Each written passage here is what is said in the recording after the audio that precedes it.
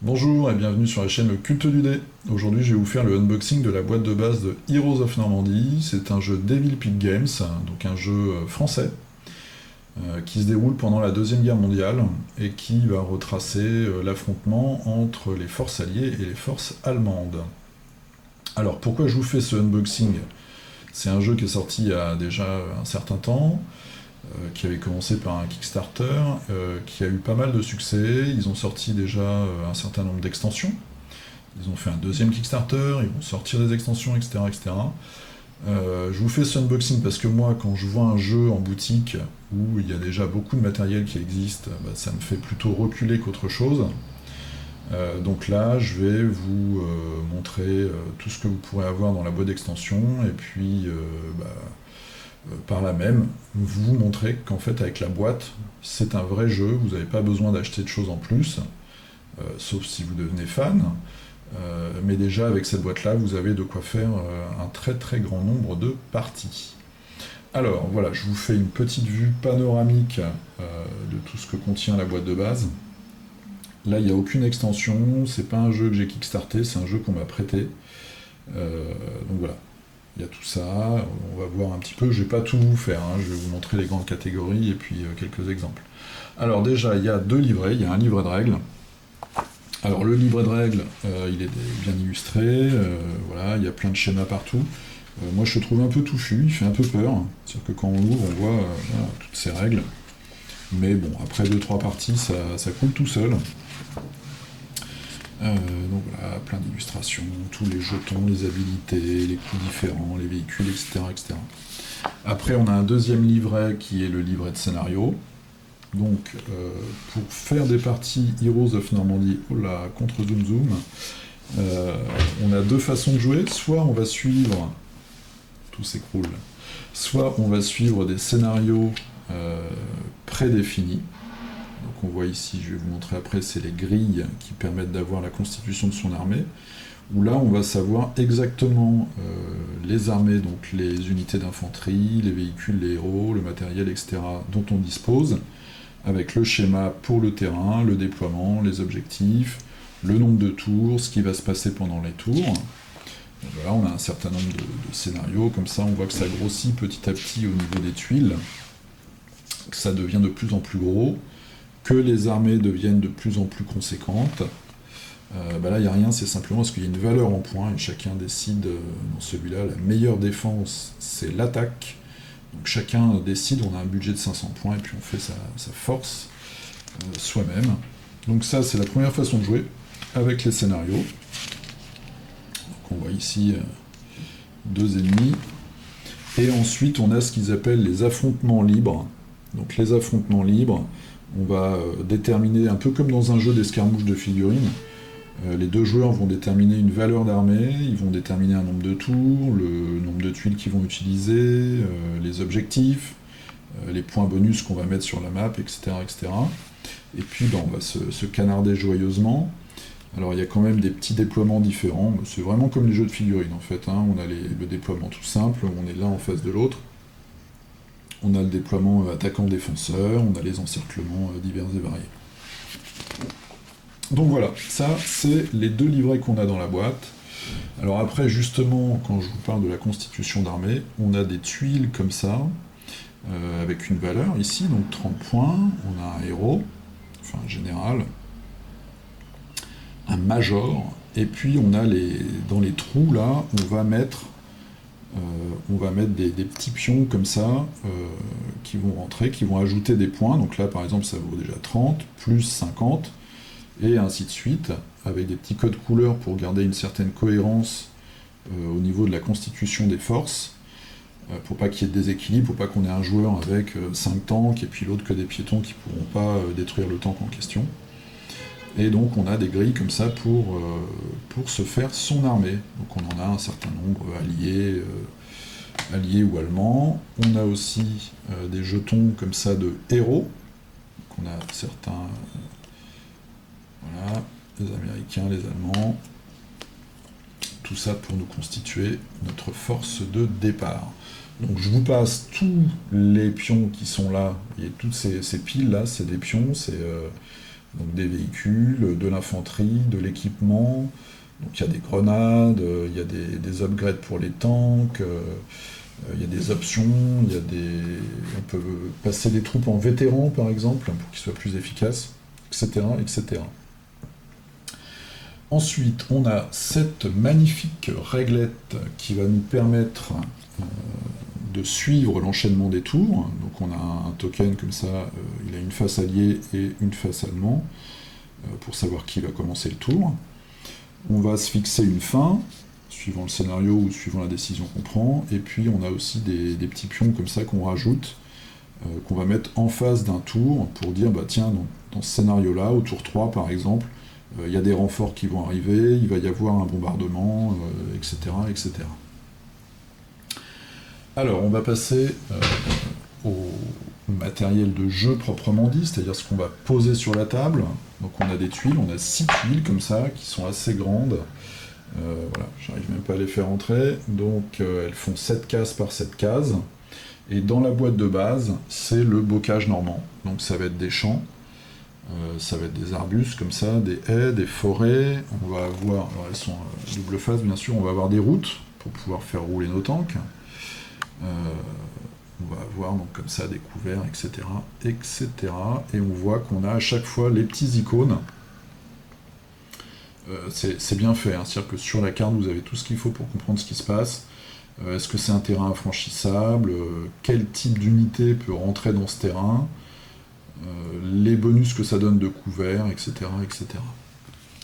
Donc on a 6 grandes tuiles comme ça. Un scénario, c'est au minimum, enfin une partie, ça va être au minimum 2 tuiles. Après, sur ces tuiles, on va avoir des petits raffinements. Donc on a des pions comme ça qu'on peut poser, qui sont... soit on rajoute des arbres, soit on va rajouter des couverts avec des sacs de sable. Donc on en a un certain nombre, là. On a l'option un peu plus grande. On a aussi un petit étang. Après, on a aussi des bâtiments. Donc on va avoir 3 maisons. Alors là, c'est le même système. On voit, on a tous les icônes. Est-ce que c'est franchissable? Par où on va pouvoir entrer? Est-ce qu'on peut... Voilà, il y a des fenêtres, il y a la porte. Quel bonus ça nous donne? Et puis aussi la résistance du bâtiment. Parce que quand on retourne le pion, on a le bâtiment détruit. Évidemment, s'il se prend quelques obus dans la façade, ça va pas être la même histoire. Donc on a une autre maison comme ça qui est plus grande. Et puis on a enfin la grosse maison comme ça qui fait quoi? Qui fait 3 cases sur 3 cases. Et derrière, bien sûr, on a la même chose en ruine. Ensuite, on va avoir tout ce qui est unité. Donc là, on voit, j'ai mes 2 gros paquets d'unités. Donc ça, c'est tous mes Allemands. Et puis ça, c'est mes alliés. Donc je vous montre. Pareil, c'est des jetons avec toutes les infos dessus. Le nom de l'unité, son déplacement. Est-ce qu'elle peut tirer sur de l'infanterie? Et si oui, est-ce qu'elle a un bonus? Est-ce qu'elle peut tirer sur des véhicules légers? Est-ce qu'elle peut tirer sur des tanks? Est-ce qu'elle a des bonus, sa défense, etc., etc. Et quand on retourne, alors là évidemment j'ai pris un mauvais exemple, je vais en prendre un autre. Voilà, par exemple une unité de base, on voit on a 5 gars, et puis s'ils se font flinguer, ils se retrouvent plus qu'à 3, donc ils sont moins puissants, mais par contre ils vont être plus durs à toucher puisqu'ils sont moins nombreux. Donc là pareil, on a tout un tas de... Alors il y a des doublons, des triplons, hein, même, c'est normal. Mais on a tout un tas de petits raffinements. Donc par exemple ça c'est un bazooka. Qu'est-ce qu'on a d'autre? Ça c'était notre unité de tout à l'heure. On a une mitrailleuse, donc d'un côté ils sont en train de se déplacer, et puis de l'autre côté, ça y est, ils se sont mis en position. Donc ils vont pouvoir canarder, ils vont avoir des nouvelles habilités, on voit ici, tous les icônes. Ils vont pouvoir canarder tout ce qui passe à leur portée. On a des scouts, c'est-à-dire qu'ils vont être cachés, on va les placer sur le terrain, mais notre ennemi ne va pas savoir ce que c'est, et puis quand on les retourne, boum, ainsi de suite. Voilà. Après, on a aussi les petits jetons des héros. Donc là, ça va être des personnages individuels qui vont avoir des compétences spéciales, bien sûr. Ils vont donner des ordres en plus, ils vont avoir des grosses... Voilà, il y en a un, il a une grosse mitrailleuse. The Rock. Puis ainsi de suite. Donc ça c'est pareil, on a un certain nombre.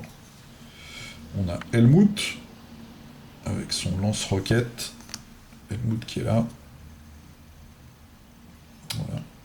Après, on commence à arriver dans les choses un petit peu plus grosses. Donc on a par exemple de l'artillerie allemande. On a une moto, on a un nid de mitrailleuse, comme ça, à couvert, planqué. Et puis on a aussi les véhicules. Donc on a la Jeep, hein, comme on aurait pu faire un jeu sans Jeep. Et puis on a tout un tas de tanks, de véhicules légers. Là, on a des gros tanks, le Panzer avec un héros. On a aussi des véhicules héroïques, entre guillemets, avec des personnages dessus. La contrepartie, donc ça doit être un Sherman, mais avec Haute-Ball, alors, hop. Évidemment, je l'avais tout à l'heure, c'est celui-là. Voilà. Et puis quand on a, donc là c'est pareil, hein, on a tous les, je vais pas vous faire les règles, mais on a les différents indices de protection suivant qu'on est de face, sur le côté, à l'arrière. On a toutes les caractéristiques des armes. Donc là évidemment on a le canon principal et puis on va avoir la mitrailleuse. Toutes les compétences, etc. C'est résumé sur les jetons. Et une fois que le tank est détruit, eh ben, on le retourne et ça devient un couvert, infranchissable. Voilà, donc vous voyez, pareil, on a un certain nombre de véhicules comme ça.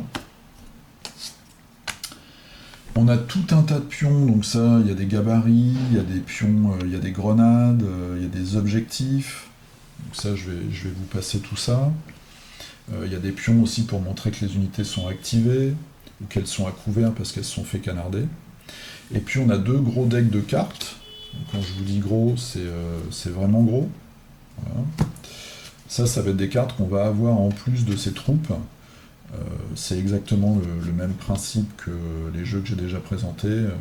Imperial Assault, Mars Attack. C'est-à-dire qu'on a les troupes, plus des cartes qui nous permettent soit d'avoir des capacités en plus. Là, on voit par exemple à jouer pendant la phase d'activation. Vous pouvez déplacer un de vos marqueurs ordre, donc ça je vais vous montrer tout à l'heure, sur une unité qui n'en avait pas et qui n'a pas encore agi à ce tour. Ça c'est une carte vraiment super. Voilà, à terre, jouer quand votre adversaire annonce un tir, donc je pense qu'on peut se mettre à couvert gratuitement. Voilà, donc c'est soit des photos, soit des dessins. C'est vraiment bien, il y en a beaucoup. Je vais vous montrer la petite Fräulein. Seconde chance.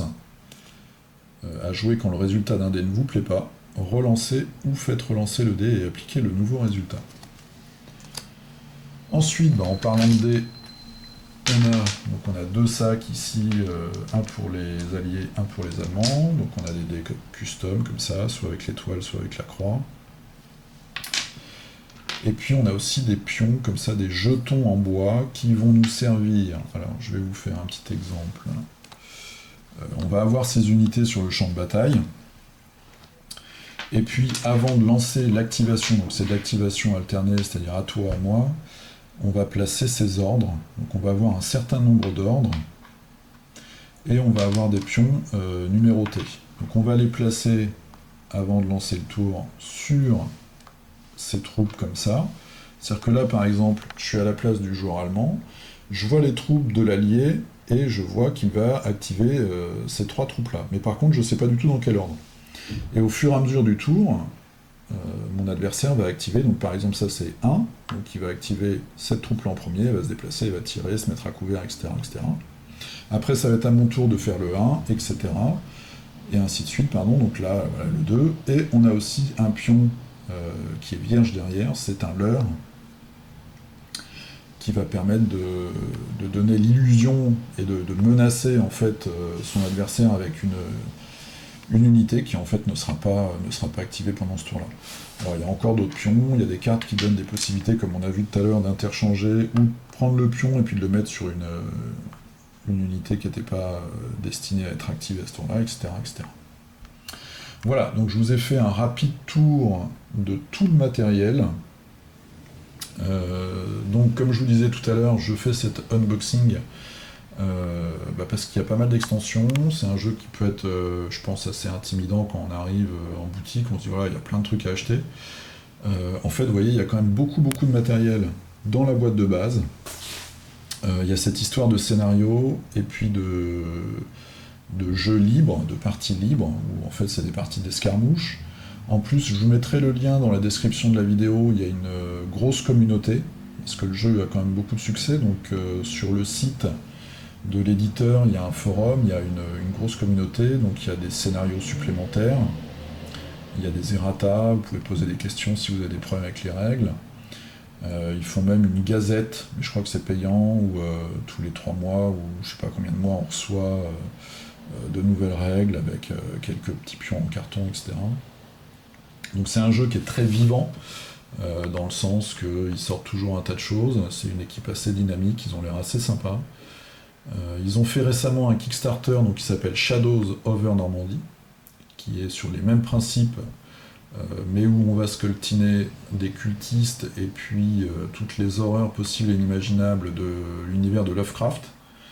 Donc c'était un Kickstarter, il devait arriver en décembre, donc que je dise pas de bêtises, décembre 2014, et en fait pour l'instant il est repoussé à septembre 2015.